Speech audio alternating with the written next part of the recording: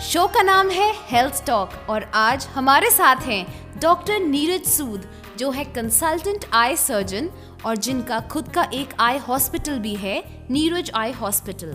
एक आम आदमी जिसे आंखों की कोई तकलीफ नहीं है, उसे अपनी आंखों का ख्याल कैसे रखना चाहिए? वैसे तो हमारी आंखों को परमात्मा ने एक बहुत ही सिक्योर स्कल में एक ऑर्बिट बना के उसमें रखा है, लेकिन फिर भी जिस तरह अगर हम बात करें बच्चों की, तो चोट से बचाना सबसे ज़्यादा महत्वपूर्ण हो सकता है मेरे ख्याल। और इसके अलावा कोई रेगुलर या नियमित दवाइयाँ डालने की आवश्यकता नहीं होती, क्योंकि हमारी जो आंखें हैं उनको परमात्मा ने एक आंसू दिए हैं जिसमें उन्होंने बैक्टीरिया वायरस वगैरह मारने के लिए कुछ तत्व उसमें डाले हैं। उसका कॉम्पोजिशन बहुत अच्छी होती है। वही लोग जिनकी आंखों में आंसू प्रॉपरली नहीं बन पाते हैं, उनके लिए शायद आर्टिफिशियल टीयर्स वगैरह उनके प्रोटेक्शन के लिए दिए जा सकते हैं।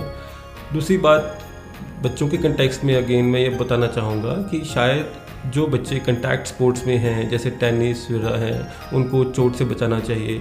बो एंड एरो की इंजरीज़ बच्चों में बहुत कॉमन है, स्पेशली त्योहारों के मौसम में, जिसकी वजह से बहुत से बच्चे अनफॉर्चुनेटली अपनी निगाह का नुकसान कर बैठते हैं।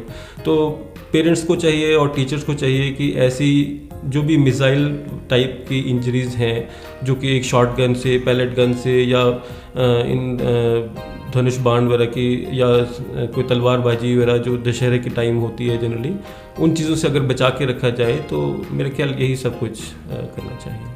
जैसे आपने मेंशन किया कि टीयर्स एक नेचुरल एंटीबैक्टीरियल एजेंट है जो हमारी आंखों में होते हैं, और जिनकी आंखें सूखी होती हैं उनको स्पेशल ल्यूब्रिकेंट डालना चाहिए। आप मुझे ये बताइए कि क्या ये डॉक्टर की प्रिस्क्रिप्शन से ही डाले जाते हैं या इनको वैसे भी कोई आम आदमी डाल सकता है? सबसे अच्छा तो ये रहेगा कि जब भी आपको कभी आँख की कोई परेशानी लगे तो आप पहले एक किसी आई स्पेशलिस्ट के पास जाके कंसल्ट कर लीजिए, क्योंकि अपने आप ये निष्कर्ष निकालना कि मुझे ड्राई आइज़ हैं बहुत मुश्किल होगा और ना ही सही होगा। सबसे बड़ी बात है कि कभी भी जाके अपने आप ओवर द काउंटर प्रोडक्ट्स भी अगर आपने लेने हैं तो सबसे पहले एक बार डॉक्टर से बात कर लीजिए। एंड अगर वो रिकमेंड करता है डॉक्टर कि आपकी आंखों में वास्तव में आंसू की कमी है, तो उसके बाद आप कुछ ऐसे ब्रांड्स अवेलेबल हैं जिनमें प्रिजर्वेटिव भी नहीं होते, तो उनको सेफली आप ओवर द काउंटर प्रोडक्ट मान के उनको आप केमिस्ट से खरीद सकते हैं। अन्य सभी बीमारियों के लिए ऐसा आपको अवश्य करना चाहिए। कृपया अपने डॉक्टर के पास या आई स्पेशलिस्ट के पास जाके ही अपनी दवाइयों के बारे में लीजिए। और एक और बात मैं बहुत महत्वपूर्ण बताना चाहूँगा कि जो बीमारियाँ काफ़ी लंबी चलती हैं, जिस तरह कुछ लोगों को एलर्जीज बार बार फ्रिक्वेंटली होती रहती हैं, उन लोगों को कुछ दवाइयों से ऐसा होता है कि उनको इलाज हो जाता है उनका दवाइयों के साथ। लेकिन ये दवाइयाँ भी उनको परपेचुअली या मतलब हमेशा ही नहीं डालते रहना चाहिए। किसी भी दवाई को डालने का एक समय होता है, उसको 1 महीने से ज़्यादा नहीं इस्तेमाल करना चाहिए, और उसके बाद अगर ज़रूरत है तो फिर से आपको डॉक्टर से परामर्श करके तभी सोचना चाहिए। ये नहीं कि अपने आप एक बार खरीद लिए और सारा साल उसको डालते रहे। ज़्यादातर नुकसान तभी होता है जब आप विदाउट सुपरविजन इन दवाइयों को डालते रहते हैं। जी, और इन दवाइयों को जैसे 1 मंथ में आपने बताया ख़त्म करना होता है, तो क्या इनको रेफ्रिजरेशन की भी ज़रूरत होती है? ज़्यादातर दवाइयों को ये रिकमेंड किया जाता है कि उनको एक ठंडे स्थान पे और ड्राई स्थान पे रखा जाए। लेकिन अगर आप फ्रिज के दरवाजे में कुछ दवाइयाँ अगर खोलने के बाद उनको रख दें तो थोड़ा सा अच्छा रहता है, लगती भी कम है दवाई। लेकिन ज़्यादातर दवाइयों को रेफ्रिजरेशन की ज़रूरत नहीं होती। डॉक्टर साहब, ऐसे कौन से सिम्टम्स हैं जिससे पता लगता है कि चश्मे की ज़रूरत है या स्पेक्टिकल्स की ज़रूरत है? बहुत ही महत्वपूर्ण प्रश्न है, क्योंकि बच्चों के संदर्भ में या इवन बड़े लोगों के संदर्भ में कई बार वो डिसाइड करना मुश्किल होता है उनके लिए कि अभी हमें आने की ज़रूरत है कि नहीं। आई थिंक आपका आई स्पेशलिस्ट ही सबसे अच्छा गाइड इसके बारे में हो सकता है। लेकिन कुछ सिम्टम, कुछ ऐसे आपको अगर महसूस हो, जैसा कि आपका बच्चा टीवी के बहुत नज़दीक जाके बैठता है, या बार बार उसको आंखों को मलना पड़ता है, या बार बार वो आंखों को मिचमिचाए, जिसको कहते हैं फोर्सफुल ब्लिंकिंग टाइप करे, या अगर आपको कोई कंप्लेंट्स आए स्कूल से कि वो अपना होमवर्क वगैरह ठीक से उतार नहीं रहा और उसको कुछ गलतियाँ करता रहता है बार बार, तो ये सब लक्षण हो सकते हैं जिससे कि आपको ये शक हो सकता है कि उनका नंबर है।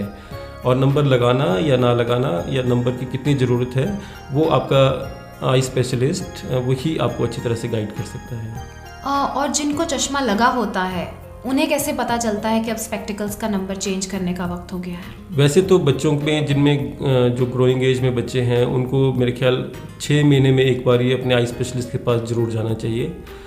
एक बहुत अच्छा काम जो विवेक हाई ने इस बार किया, शायद उन्होंने प्री स्कूल स्क्रीनिंग की तरह एक जो भी बच्चे उनके नई एडमिशन के थे उन सबको आई स्पेशलिस्ट के पास भेज के और इवन ENT एंड फिर जनरल फिजिशियन के पास भेज के उनका एक प्री स्कूल स्क्रीनिंग करवाया, जो कि आई थिंक सबसे ज़्यादा महत्वपूर्ण है। कई बीमारियां हैं आँख की जो सबसे ज़्यादा अगर आप अर्ली डायग्नोसिस करें, जिनका मतलब ये हो सकता है कि 3-3.5 साल की उम्र में अगर डायग्नोसिस करें, जैसे कि आंखों का टेढ़ापन या नंबर का बहुत ज़्यादा बड़ा होना, अगर उस समय पर डायग्नोज हो जाएं तो उनका सारे उम्र के लिए जो नुकसान हो सकता था उससे बचा जा सकता है। और जिस तरह से आप पूछ रहे थे कि कैसे डिसाइड करें कि आपका नंबर चेंज हो गया, वो तो आपको सिम्टम्स, जिस तरह से कोई हेडेक होनी शुरू हो गई, आपको साफ नहीं दिख रहा या बार बार आंखों को मलना पड़ रहा है, तो ये सब सिम्टम हो सकते हैं जिसमें कि आपका नंबर शायद चेंज हो गया है। सिलेंड्रिकल और स्फेरिकल लेंसेज में क्या अंतर होता है? Cylindrical and spherical lenses basically ये डिपेंड करता है कि आँख की शेप कैसे है। जैसे कि आपको बताएं कि आँख का नंबर इस बात पे निर्भर करता है कि आपकी आँख की साइज़ कितना है और जो आँख का प्रथम भाग है जिसको हम कॉर्निया कहते हैं, कॉर्निया की शेप कैसी है। तो most of the time cornea की शेप और आँख का ओवरऑल साइज़ ये डिटरमिन करता है कि आपको नंबर कितना आना है। उसमें कॉर्निया की शेप के हिसाब से ये कह सकते हैं कि कुछ लोगों को सिलेंड्रिकल नंबर होता है। इसमें एक उदाहरण मैं दे सकता हूँ, जैसे कि क्रिकेट की बॉल है जिसको हम स्फेरिकल कहेंगे, लेकिन बेसबॉल की बॉल है जो कि एक सिलेंड्रिकल शेप है। तो सिलेंड्रिकल शेप को उसी शेप के अनुसार एक पर्टिकुलर एंगल पे एक खास नंबर ज़्यादा देना पड़ता है, दूसरे एंगल पे कम देना पड़ता है। बट ये आप ऑप्टिशियन के पर छोड़ दें और अपने आई सर्जन के पास छोड़ दें, लेकिन ये ज़रूर है कि इनकी जो फिटिंग है ग्लासेस की वो बहुत ही महत्वपूर्ण है। एंगल का ज़रा सा भी टेढ़ा होना आपको सिम्टम्स दे सकता है, जिसकी वजह से आपकी थकान वगैरह बढ़ सकती है। मुझे ये बताइए कि आँखों में दर्द होने के क्या कारण हो सकते हैं? बहुत कुछ हो सकता है, जैसे कि कुछ अगर आपको कोई फॉरेन बॉडी चली गई आंख में या कुछ एलर्जी हो रही है, आपका नंबर है, आप नंबर करेक्ट नहीं लगा रहे हैं या लगा ही नहीं रहे हैं, तो और अगर हम बड़े लोगों की बात करें तो कुछ एक बीमारियां हैं जिनको कहते हैं, जैसे यूवियाइटिस है जो कि आंख के अंदर की एक सोजिश होती है और बहुत ही सीरियस बीमारी हो सकती है जिसकी वजह से निगाह का नुकसान भी हो सकता है। दूसरी बीमारी जिसको हम काला मोतिया कहते हैं, उसकी भी एक प्रकार जिसको हम काला मोतिया एंगल क्लोजर टाइप कहते हैं, उसमें भी अचानक आंख में दर्द हो सकता है। तो यूवियाइटिस, आंख में काला मोतिया, या फिर एक इवन कंजक्टिवाइटिस जिसको हम ऑर्डिनरी लैंग्वेज में आई फ्लू के नाम से जानते हैं, वो भी काफ़ी आंख में दर्द वगैरह प्रोड्यूस कर सकता है। लेकिन अब यही है कि इनको सबको डिटर्मिन करने के लिए कि एक्चुअली कौन सी बीमारी है, आपको अपने डॉक्टर से मिलना चाहिए और उसी से सलाह करके पता करना चाहिए। डॉक्टर साहब, ऐसे कौन से सिम्टम्स हैं जिनके होते ही तुरंत हमें आई स्पेशलिस्ट से मिलना चाहिए? जैसे कि आपने बताया, किसी भी तरह की आंख की दर्द वो कभी भी नॉर्मल नहीं हो सकती। सडनली अगर आपकी आंखों में बहुत सारी रेडनेस आ जाए और काफ़ी सारा डिस्चार्ज, जैसे हम कहते हैं कि गिद्ध से आना अचानक शुरू हो जाए, या निगाह में किसी तरह का भी फ़र्क लगे। निगाह में फ़र्क कई तरह के हो सकते हैं, जैसे कि आपको या तो धुंधला नज़र आना शुरू हो जाए, या ऐसा लगे कि कुछ काले काले धब्बे आंख के आगे आ गए हैं, या ऐसा लगे कि कोई आंख में कुछ रोशनी चमक रही है सडनली, जिसको हम फ्लैशेस कहते हैं, फ्लोटर्स कहते हैं, या निगाह इतनी कम हो जाए कि आपको साफ दिखना जो तो बिल्कुल धुंधला दिखना शुरू हो जाए, तो इमीडिएटली आपको अपने डॉक्टर से मिलना चाहिए। काला और सफ़ेद मोतिया में क्या अंतर है? ये किन्हें होता है और ये कितनी सीरियस कंडीशंस हैं? वैसे तो सफ़ेद मोतिया और काला मोतिया किसी भी उम्र में हो सकता है। मतलब ऐसा भी है कि कुछ बच्चे भी इन बीमारियों के साथ पैदाइशी इनको काला मोतिया या सफ़ेद मोतिया हो सकता है, लेकिन एक बेसिक डिफरेंस है इन दोनों बीमारियों में। काला मोतिया एक्चुअली एक मिसनोमर है। मिसनोमर मतलब उसका नाम बीमारी का गलत रखा गया, क्योंकि पुराने ज़माने में लोगों को एक पता था कि सफ़ेद कुछ आँख में आ जाता है, जो जिसको वो लोग पुराने ज़माने में इंडिया में एक काउचिंग प्रोसीजर होता था, जिससे वो नीडल डाल के उसको पीछे आँख के अंदर की तरफ गिरा देते थे और उनकी निगाह साफ़ हो जाती थी। तो उनको लगा ये सफ़ेद रंग का मोतिया है। और दूसरा एक उनको लगा जिसमें ऐसा कोई सफ़ेद नहीं दिखता था लेकिन फिर भी निगाह नहीं रहती थी, तो उन्होंने सोचा इसका काले रंग का मोतिया होता होगा। लेकिन ये बिल्कुल ही अलग बीमारियाँ हैं। सफ़ेद मोतिया असल में आँख में एक कुदरती लेंस परमात्मा ने रखा है जिसको हम क्रिस्टलाइन लेंस कहते हैं। इसको हमेशा ट्रांसपेरेंट रहना चाहिए ताकि निगाह अंदर जा सके। ये हमारी आँखों को फोकसिंग में मदद करता है, नज़दीक के लिए और दूर के लिए। जब इस लेंस में कभी धुंधलापन आ जाए तो उसको हम सफ़ेद मोतिया कहते हैं, जिसके कई रीज़न हो सकते हैं, जो कि सबसे ज़्यादा कॉमन है एज रिलेटेड। क्यों ये काला सफ़ेद मोतिया ज़्यादातर उन लोगों में होता है जो 50 या उससे ऊपर हों, और इसको हम कहते हैं एज रिलेटेड कैटरैक्ट या सफ़ेद मोतिया। इसके अन्य वजह हो सकती हैं, जैसे शुगर वाले मरीज हैं, या कोई, जिस तरह मैं एक बीमारी की बात कर रहा था यूवेइटिस। इन बीमारियों में जो मोतिया हो जाएगा उसको हम कहेंगे कॉम्प्लिकेटेड कैटरैक्ट, क्योंकि ये उम्र से पहले भी हो सकता है। और इसके अलावा चोट एक बहुत महत्वपूर्ण वजह होती है यंग लोगों में स्पेशली, कि कोई आंख में चोट लग जाए उसकी वजह से उनका लेंस डैमेज हो जाए। तो ये सब सफ़ेद मोतिया के प्रकार हैं। लेकिन काला मोतिया ऑन द अदर हैंड एक और बिल्कुल ही अलग बीमारी है जिसमें आंख का प्रेशर बढ़ जाता है, और आंख का प्रेशर हमारी नाड़ी को जो इंफॉर्मेशन लेके ब्रेन में जा रही है, जिसको हम ऑप्टिक नर्व कहते हैं, ऑप्टिक नर्व को सुखा देता है। और एक तरह से ये परमानेंट डैमेज होता है जिसको रिकवर नहीं किया जा सकता अगर आदमी समय रहते डॉक्टर के पास ना जाए। इसमें सबसे महत्वपूर्ण समझने वाली बात यह है कि काला मोतिया और सफ़ेद मोतिया दोनों एज रिलेटेड बीमारियां हैं और तकरीबन एक ही समय में होती हैं। तो कई लोग अगर ऑप्टिशियन के पास जाके ही चेक कराते रहें और वो उनकी आंख में पर्दा वगैरह ना देखा जाए और आंख का प्रेशर ना चेक किया जाए, तो कई बारी लोग यही समझते रहते हैं कि उनको सफ़ेद मोतिया उतर रहा है, जबकि पीछे नाड़ी का परमानेंट नुकसान हो जाता है। तो इससे एक बहुत ज़रूरी समझनी बात ज़रूरी है कि जब भी आपको काला मोतिया का या कुछ भी निगाह में कोई शक लगे तो 40 साल के बाद स्पेशली आपको एक बार आई स्पेशलिस्ट को ज़रूर कंसल्ट करना चाहिए। और अगर वो ना भी करें तब भी आपको इंसिस्ट करना चाहिए कि मेरा आंख का प्रेशर भी चेक कर लीजिए, क्योंकि आंख का प्रेशर चेक करना एक बहुत अच्छा स्क्रीनिंग टेस्ट है जिससे हम काला मोतिया को डिस्काउंट कर सकते हैं और हम सफ़ेद मोतिया अगर काला मोतिया में डिफरेंस कर सकते हैं। डॉक्टर सूद हमारे साथ हैं जो कि एक आई स्पेशलिस्ट हैं। आइए इनसे जानते हैं कि डाइट और आईसाइट में क्या रिलेशन है। ये तो बहुत ही महत्वपूर्ण सवाल है, specially I am sure parents को ये बहुत अच्छा लगेगा, क्योंकि उनको जनरली फंस करना पड़ता है बच्चों के साथ कि वो कुछ ये नहीं खा रहे हैं, वो नहीं खा रहे हैं। तो सबसे बड़ी बात महत्वपूर्ण समझने वाली है कि हमारी आँख एक बहुत ही महत्वपूर्ण ऑर्गन है बॉडी का और बहुत ही एक्टिव है। तो इसके लिए ऐसी न्यूट्रिशन जो कि विटामिन ए में और अन्य तत्वों में, जो कि विटामिन ए के दूसरे सोर्स हो सकते हैं, उनमें रिच होनी ही चाहिए। तो विटामिन ए के सबसे ज़्यादा इंपॉर्टेंस ये है कि उसकी एब्सेंस में हमें एक बीमारी हो सकती है जिसको हम कहते हैं नाइट ब्लाइंडनेस। नाइट ब्लाइंडनेस का रीज़न ये होता है कि जो विजुअल पिगमेंट आँख में हमें कलर्ड विजन देखने में मदद करते हैं और आँख के जो सेल होते हैं देखने वाले उनको उनके रिपेयर में मदद करते हैं, अगर विटामिन ए ना हो डाइट में तो वो सेल काम करना बंद कर देते हैं, जिसकी वजह से आँखों के ऊपर ना सिर्फ जख्म हो सकते हैं बल्कि आँख में हमें दिन और रात में अंधेरे में स्पेशली दिखना कम हो जाता है और बाद में ये बीमारी ज़्यादा बढ़ के निगाह पर नुकसान भी कर सकती है।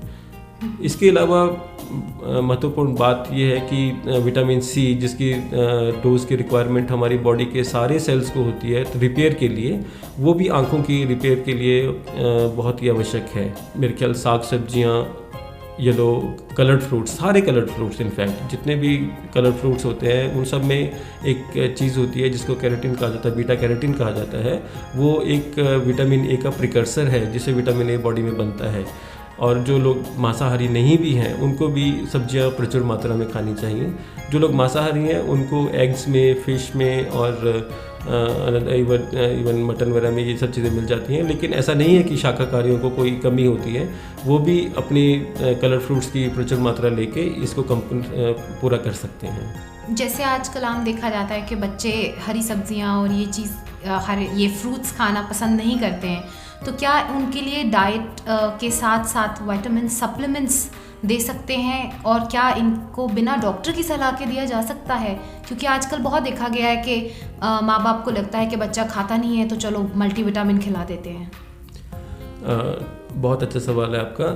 सबसे बड़ी बात यह है कि विटामिन ए हमारे नेशनल प्रोग्राम में भी इसकी इम्पोर्टेंस पता है कि कुछ बच्चों को जहाँ माल न्यूट्रिशन है वहाँ उनको विटामिन ए की डोज नेशनल प्रोग्राम के अंडर जब बहुत ही छोटे बच्चे होते हैं उनको पिलाई जाती है, लेकिन विटामिन ए की रिक्वायरमेंट 6 महीने बाद पड़ती है, तो उनको 6 महीने एक डोज देते हैं और नेक्स्ट 6 मंथ में वो रिपीट करते हैं। इसका मतलब ये है कि विटामिन ए जब एक बारी बॉडी में चला जाएगा तो वो लीवर में जाके स्टोर हो जाता है। अधिक मात्रा में विटामिन ए भी अच्छा नहीं रहता, तो इसलिए अगर ये मात्रा विटामिन ए की अपनी डाइट से ली जाए तो बहुत अच्छी बात है। लेकिन अगर आपको कोई ऐसी बीमारी है जिसमें आप डाइट पचती नहीं है, कुछ ऐसे बच्चे भी होते हैं जिनको माल एब्जॉर्प्शन रहती हैं, उन केस में तो शायद हमें ये कुछ सप्लीमेंट देने ही पड़ते हैं। बाकी आपके अपने डॉक्टर डिसाइड करेंगे, लेकिन मैं पर्सनली सप्लीमेंटेशन की बहुत फेवर में नहीं हूँ। आई थिंक जो आपको डाइट से चीज़ मिले उसका कोई मुकाबला नहीं है। डॉक्टर साहब ये बताइए कि एक बार चश्मा लग गया तो क्या ये नंबर कभी रिमूव होता है या नहीं? कोई ऐसी एक्सरसाइजेज हैं या ऐसी डाइट या ऐसा कुछ स्पेशल जिससे आंखों की रोशनी बढ़ाई जा सके या नंबर को किसी तरीके से कम किया जा सके या रिमूव किया जा सके? आपने कई लोगों की दुखती रग पर हाथ रखा और उनके लिए क्वेश्चन मैं समझ रहा हूँ आपको। बहुत ही पेरेंट्स और बहुत से लोग मेरे पास आते हैं और पूछते हैं कि हम लोग क्या करें ऐसा जिससे कि इनका नंबर उतर जाए। But to the current state of medical knowledge और जितनी भी रिसर्च चल रही है, जितनी भी जेनेटिक स्टडीज़ चल रही हैं, अभी तक हम किसी ऐसे निष्कर्ष पर नहीं पहुंच पाए हैं कि कोई डाइट में कमी या कोई ऐसी मेडिसिन, कोई एक्सरसाइज या कुछ ऐसा योगा जो आप करें जिससे कि आँख की शेप चेंज हो जाए और उसका नंबर कम हो जाए, ऐसा अभी तक कोई साइंस में नहीं मिला है। जो लोग क्लेम भी करते हैं उनके क्लेम आधे अधूरे हैं और वो सब्सटेंशिएट नहीं हुए हैं। तो एक बार आपका नंबर है, लेकिन कुदरती आँख की ग्रोथ के साथ कुछ बच्चों के नंबर कम हो भी जाते हैं। लेकिन जो नंबर आपको एडल्टहुड में आते हैं, जो 18 साल तक रहते हैं, उनका कम होना थोड़ा मुश्किल होता है। और आप मुझे बताइए कई लोग लेज़र सर्जरी अपनाते हैं, तो क्या ये लेज़र सर्जरीज सेफ़ होती हैं? क्या इन्हें करवाना चाहिए? अगर करवाना चाहिए तो कौन सी उम्र है जिसके बाद करवाना चाहिए? सबसे महत्वपूर्ण बात है कि ये कि कॉस्मेटिक सर्जरी है। आप डिसाइड करें कि आप चश्मा नहीं लगाना चाहते या कॉन्टैक्ट लेंस नहीं पहनना चाहते, तो ये पॉसिबिलिटी है अब लेज़र के ज़रिए कि आप अपने नंबर से छुटकारा पा सकते हैं। लेज़र सर्जरी एक्चुअली एक प्रोसीजर का नाम है जिसमें हम अपने आँख के फ्रंट सरफेस, जिसको कॉर्निया कहते हैं, उसकी शेप को लेज़र की मदद से चेंज कर देते हैं। लेकिन इसमें एक लिमिटेशन है कि बहुत बड़े नंबर अगर हों, जिसका मतलब है कि अगर किसी के 7, 8, 9 से ज़्यादा नंबर हैं और उनका बहुत ज़्यादा बड़ा सिलेंड्रिकल नंबर है, तो कई बार ये विधि नहीं की जा सकती, क्योंकि एक लिमिट है जिस तक आप अपना कॉर्निया को लेज़र से छेड़ सकते हैं। अगर किसी की कॉर्निया ऑलरेडी बहुत पतली हो या उनकी शेप एबनॉर्मल हो, जिसको हम कुछ स्पेशलाइज्ड टेस्ट से थ्रू, जिसको पैकीमेट्री कहते हैं या टोपोग्राफी कहते हैं, ऐसा अगर हम जांच लें कि वो आदमी लेज़र के लायक नहीं है, तो लेज़र नहीं करानी चाहिए। वैसे भी जब तक आपका नंबर स्टेबल ना हो जाए, जो कि जनरली होता है 18-19 साल के बाद जाके, तो उस टाइम तक तो लेज़र के बारे में सोचना भी नहीं चाहिए। अदरवाइज़ ये प्रोसीजर दुनिया भर में अब कामयाब तरीके से हो रहा है। US FDA अप्रूवल इसको 8-10 साल पहले ही मिल चुका है, जिसका मतलब ये है कि उससे पहले कम से कम 15 साल के ट्रायल्स हुए, तब जाके उन्होंने इसको रिकमेंड किया। तो ये प्रोसीजर सक्सेसफुली बहुत जगह हो रहा है। लेकिन बस सबसे बड़ी बात ये है कि जब तक आपका नंबर स्टेबल ना हो, और उसका मतलब ये हुआ कि 6 महीने में 2 बार ही आप चेक कराइए, और अगर लगे नंबर स्टेबल है, उसी के बाद इस प्रोसीजर को करना चाहिए और किसी अच्छे सर्जन के पास जाके जिसको इसका एक्सपीरियंस हो। और बहुत अंतर नहीं होता, ज़्यादातर मशीनें तकरीबन एक जैसी होती हैं, लेकिन ऐसी बात नहीं, सक्सेस काफ़ी लोगों को मिलती है और कई लोग बहुत खुश रहते हैं इस सर्जरी को करा के। डॉक्टर साहब, आजकल अल्कोहल और ड्रग्स का सेवन बहुत बढ़ गया है। हमारे लिसनर्स को ये बताइए कि ड्रग्स और अल्कोहल का आंखों पर क्या असर होता है? मेरे ख्याल प्रेजेंट जनरेशन के लिए समझना बहुत ही ज़रूरी है कि टोबैको का यूज़ बहुत ही हानिकारक हो सकता है। एक चीज़ जिसे हम कहते हैं टोबैको एम्ब्लायोपिया, उसमें तो आप इवन अंधेपन का शिकार हो जाते हैं अगर तंबाकू की अधिकता से। कई लोग जो तंबाकू खाते हैं और चबाते हैं, इवन सिगरेट पीने वाले बहुत से लोग जो साथ में अल्कोहल भी लेते हैं। आपको पता ही है तंबाकू से हमारी रक्त की वाहिनियाँ जो होती हैं सिकुड़ती हैं, और उसकी वजह से जो आँख की सप्लाई है, ब्लड सप्लाई भी, वो भी असर करती है। इवन ये भी महसूस हो रहा है कि जो लोग ज़्यादा स्मोकिंग करते हैं उनको कैटरेक्ट का इंसिडेंस भी ज़्यादा होता है और कैटरेक्ट उनकी जल्दी उम्र में आ जाते हैं। तो दोनों ही चीज़ें आपके स्वास्थ्य के लिए तो हानिकारक हैं ही, बट दृष्टि के लिए शायद उससे भी ज़्यादा। तो जितना भी कम सेवन किया जाए वो ज़्यादा अच्छा है। और आज का आखिरी सवाल कि एज अ डॉक्टर आप क्या रिकमेंड करते हैं, कॉन्टैक्ट लेंसेज या स्पेक्टिकल्स? ये बहुत ही पर्सनल चॉइस है। आई थिंक अगर आप रिस्पॉन्सिबल फील करते हैं और आप समझते हैं कि आप अपने कंटैक्ट लेंस अच्छी तरह हैंडल कर पाएंगे, जिसमें सबसे ज़्यादा ज़रूरी है कि एक अच्छे ब्रांड के कंटैक्ट लेंस लेके उनको प्रॉपरली प्रतिदिन क्लीन करना चाहिए, जो कि उसका रिकमेंडेड सॉल्यूशन होता है उसके साथ ही। और लगाने की अवधि भी कभी भी रात को लगा के नहीं सोना चाहिए। अगर आपके ऑप्टिशियन बोलते भी हैं तब भी कभी नहीं रात को लगा के सोना चाहिए। एक सेफ़ अवधि मेरे ख्याल 10 से 12 घंटे कंटैक्ट लेंस के लिए ठीक है। सुबह उठते ही नहीं लगा लेना चाहिए और रात को सोने से पहले एकदम ऐसा नहीं होना चाहिए कि उतारे। कम से कम 2 घंटे सुबह और 2 घंटे शाम को आप बगैर कंटैक्ट लेंस के रहिए, ताकि आपकी कॉर्निया नॉर्मल ऑक्सीजन ब्रीथ कर सके। अगर आप ये सारे प्रिकॉशन लेते हैं तो कंटैक्ट लेंस भी आपके लिए बड़ा अच्छा काम दे सकते हैं। और बहुत से लोग हैं जो कई साल से, मतलब इवन डिकेड्स के साथ 30-40 साल से अपने कंटैक्ट लेंस यूज़ कर रहे हैं सक्सेसफुली। लेकिन कंटैक्ट लेंस एक रिस्पॉन्सिबिलिटी का काम है। अगर आप समझते हैं कि आप थोड़े ज़्यादा लापरवाह हैं तो शायद कंटैक्ट लेंस आपके लिए अच्छा नहीं है, उस केस में आपको ऐनक लगानी चाहिए। डॉक्टर साहब, इतनी महत्वपूर्ण जानकारी देने के लिए और हमारे साथ वक्त बिताने के लिए आपका बहुत बहुत शुक्रिया।